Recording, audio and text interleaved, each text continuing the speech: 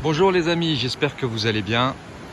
Je vous fais une petite vidéo en plein air, je suis en bord de mer et je voulais vous parler de la crise de l'église. Alors ma vision personnelle des choses, dans l'église catholique malheureusement, si j'ai la vision uniquement franco-française, on voit qu'il y a des CD vacantistes, on voit qu'il y a des tradis et on voit qu'il y a ceux qu'on appelle l'église conciliaire, etc. Bon,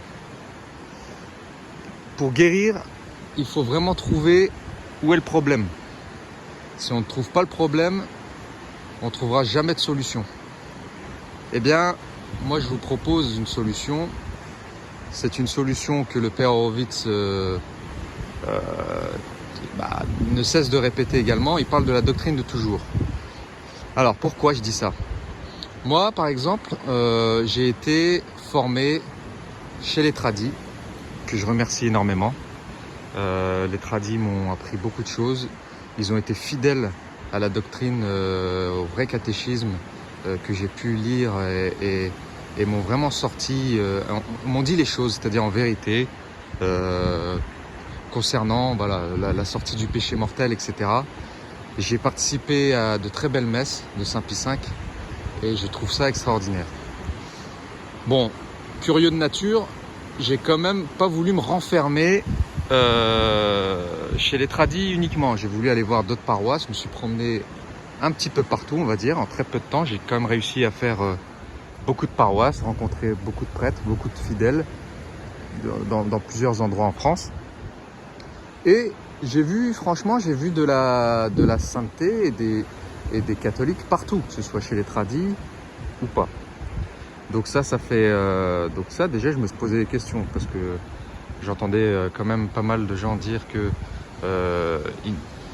il n'y avait que la messe Saint-Pie V qui est la bonne, etc. Bon, le problème c'est quoi ? Ceux qui deviennent tradis, c'est pour 3 raisons. Première raison, ils sont sensibles à la messe de Saint-Pie V. Cette raison est vraiment louable. C'est vrai que c'est une messe qui porte énormément, où les gestes de révérence sont nombreux et où la prière est profonde et où les gens, il y a beaucoup de signes de respect et de révérence dans cette messe-là. Donc raison numéro 1, louable. La deuxième raison qui pousse les gens à aller chez les tradis, c'est le fait que les prêtres sont souvent beaucoup plus fidèles à la doctrine. Les gens en ont marre des discours mous et totalement modernistes. Donc ça fait fuir les gens qui ont besoin de retrouver le sacré, qui ont besoin de prier, de retrouver la profondeur et la dignité de la prière lors de la messe. C'est d'ailleurs c'est l'unique occasion, une fois par semaine, de se recueillir profondément dans un lieu saint. Donc cette raison-là aussi est très louable. Donc je répète, raison première, la messe, la beauté de la messe. Raison numéro 2, la doctrine enseignée et le discours des homélies qui est beaucoup plus fidèle, souvent beaucoup plus fidèle à la vraie doctrine catholique. Le problème vient de la raison numéro 3. Il y a des gens aussi qui vont chez les tradis parce qu'ils croient que il n'y a que la messe Saint-Pie V qui est la bonne et que donc la messe de Paul VI est nulle ou hérétique. Il y a aussi ceux, et par la même occasion, il y a aussi ceux qui croient que Vatican II, c'est une erreur. Voilà d'où vient le problème en fait. Et on ne peut pas dire, vous pouvez pas vous voiler la face, parmi les gens tradis que je connais, il y a ces trois catégories. Et c'est cette dernière catégorie qui pose problème. C'est cette dernière catégorie qui pose problème. Parce que croire que Vatican II est faux, dogmatiquement, si on va à l'essentiel, c'est croire que Dieu a laissé errer 5000 évêques tous en même temps et donc enseigner une fausse doctrine à toute l'Église catholique. Voilà. Donc je ne sais pas comment on peut faire pour citer le credo en étant tradit et en pensant comme ça. Donc voilà. Et puis, donc là, gros problème. Problème numéro 2, ça a généré chez ces tradis puristes et qui croient que Vatican II est hérétique, bah, parmi eux, il y en a qui deviennent sédévacantistes. Alors les sédévacantistes, c'est même plus ceux qui doutent, là ils n'ont plus aucun doute, c'est-à-dire que voilà, ils sont totalement désespérés pour la plupart. Par contre, du coup ils se raccrochent à la doctrine, mais de façon pure et dure, et n'ont qu'un seul mot à la bouche: le pape est hérétique, l'église conciliaire est une secte, etc. Bon bah eux, parmi eux, que Dieu leur vienne en aide, parce que parmi eux, à mon avis, la prochaine étape, c'est l'apostasie. Parce que c'est le désespoir complet.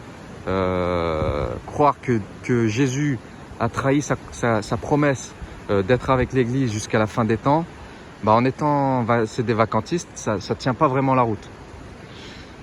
Donc, troisième grosse raison, et il faut le dire, les modernistes, il y en a marre. C'est à cause de ça en fait. C'est à cause des modernistes. Ça n'a rien à voir avec Vatican II, parce que si vous regardez la messe Paul VI, qui peut être dite en latin, elle est magnifique aussi. En fait, la messe dépend du prêtre. Il y a des messes Paul VI en français qui sont dignes et belles. Ça dépend du prêtre en fait. Donc, depuis Vatican II d'ailleurs, il y a beaucoup plus d'adoration eucharistique qu'avant. Il y a toujours des conversions, il y a toujours des miracles. Donc voilà, Dieu agit toujours, le Saint-Esprit est là, Jésus est là, il n'y a pas de problème. Ça agit, il n'y a pas de problème. Mais le problème, ça vient vraiment des modernistes qui sortent les guitares pendant la messe, qui se tapent sur le dos, où on ne voit plus le sacré, et où les prêches et les homélies ressemblent plus à des cours d'éducation civique ou de parlotte de café philosophique que de la vraie doctrine. Où est la vérité? On ne parle plus de vérité. Voilà, souvent les gens, on leur dit pas par exemple la vérité. Beaucoup de gens, je suis sûr, vont communier alors qu'ils prennent la contraception. Beaucoup de gens vont à la messe et communient alors qu'ils vivent en péché mortel public, etc., etc. On dirait qu'on a honte de ça. On a honte de la doctrine. Elle fait peur. On a peur de la vérité. On n'ose plus dire la vérité. Et ça, c'est le mal du siècle en fait. Hein. C'est le mal du siècle qui arrive à son apogée depuis maintenant plus d'un siècle. Hein. Bien avant Vatican II, le modernisme s'est installé. Et d'ailleurs, toutes les religions sont touchées, hein, que ce soit l'islam ou autre.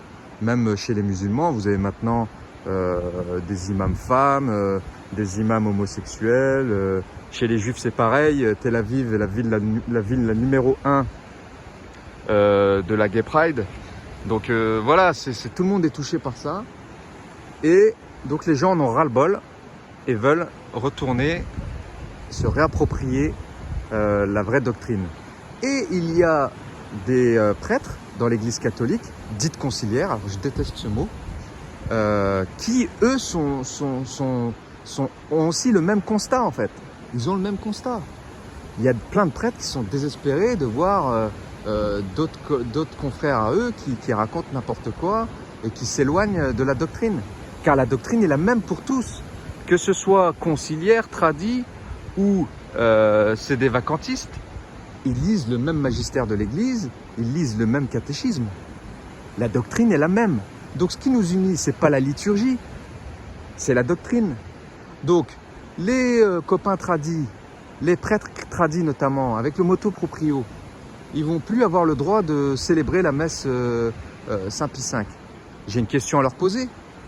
Pourquoi ne pas dire à vos évêques que vous êtes d'accord de faire la messe Saint Pie V et la messe Paul VI en latin, si vous voulez, et vous allez reconquérir toutes les églises, toutes les belles paroisses de France, et vous allez sortir du clandestinat. Vous vivez comme des clandestins. Et en fait, c'est à cause du fait que parmi les tradis, de Ecclesia Dei, je parle, hein, eh bien, il y en a encore qui croient que la messe Paul VI n'est pas valide et qu'elle est hérétique. Et donc, par là même, que Vatican II est une hérésie également. Il faut se positionner. Soit vous devenez sédévacantiste, ou soit vous réintégrez l'Église. Alors la fraternité Saint-Pie X, c'est pareil. Ils ont vraiment les fesses entre deux chaises. ils disent que Vatican II contient des erreurs et pourtant ils se prétendent quand même ralliés à l'Église, etc. Et ce qui est dangereux dans leur discours, c'est que ils attirent des gens aussi parmi eux qui veulent entendre du fight, hein, du combat, de la politique, qui mélangent tout. Hein, je ne parle pas de tout le monde, mais il y a quand même parmi les fidèles tradis des gens comme ça. Et c'est une catastrophe pour l'Église. Croire que la messe Saint-Pie V est la meilleure et la bonne et que les autres sont dans l'erreur, c'est finalement finir par croire que nous sommes des croyants plus dignes que ceux qui vont dans les paroisses normales. C'est une catastrophe de penser comme ça. Ça pousse à l'orgueil, ça pousse à perdre toute forme de charité. Il faut sortir un petit peu de votre secte en fait. Hein.